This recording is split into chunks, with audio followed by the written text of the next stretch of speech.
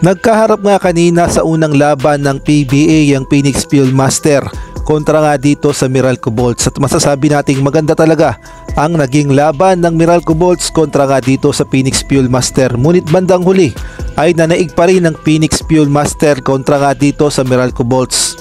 At mantakin nyo, marami talagang natuwa na Barangay Ginebra fans sa pagkakapanalo ng Phoenix Fuel Master kontra nga dito sa Meralco Bolts, dahil ang Barangay Ginebra nga ay biglang umakyat sa pang-4 at nalaglag naman ang Meralco Bolts sa pang-5.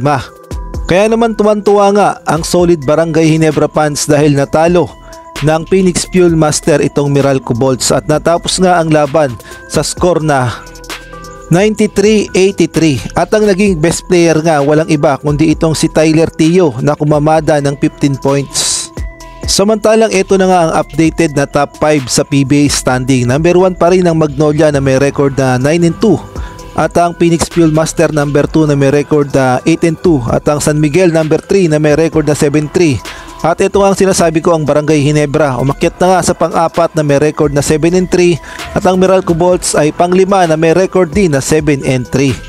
At sa mga nagtatanong naman kung bakit umakyat sa pang-4 ang Barangay Ginebra sa PBA Commissioner's Cup standing, dahil alam naman nating lahat na meron niyang quotient system sa PBA, at alam din nating lahat na nagkaharap nga ang Barangay Ginebra at ang Meralco Bolts, kung saan nanalo nga dito ang Barangay Ginebra kontra nga sa Meralco Bolts. Kaya naman kung pag-uusapan ay quotient system, mas mataas ang points ng Barangay Ginebra kumpara naman dito sa Meralco Bolts. Kaya naman sa pagkatalo nga ng Meralco Bolts ay umakyat ang Barangay Ginebra sa pang-4 at sila naman ay bumagsak sa pang-5.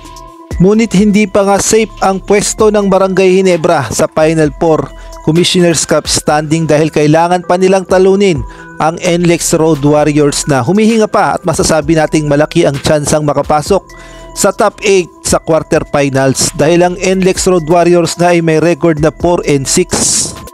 At kanina nga sa pangalawang laban ng PBA ay nagkaharap nga ang Converge Fiber XR at itong NLEX Road Warriors, kung saan napakaganda talaga ng naging laban, at masasabi nating lumaban talaga dito ang NLEX Road Warriors upang humabol pa sila o sumabit pa sila sa playoffs sa quarterfinals, at bandang huli ay tinalo nga ng NLEX Road Warriors itong Converge Fiber XRs. Kaya naman nag-improve talaga ang record ng NLEX Road Warriors, at sa kabaligtaran nga sa Barangay Ginebra, ang NLEX Road Warriors ngayon ay kailangang talunin ang Barangay Ginebra sa Sabado upang sumabit sila sa top 8. At nagtapos nga ang laban kontra sa Converge sa score na 107-103, kung saan ang best player ay itong si Sean Anthony na may 14 points at 4 assists.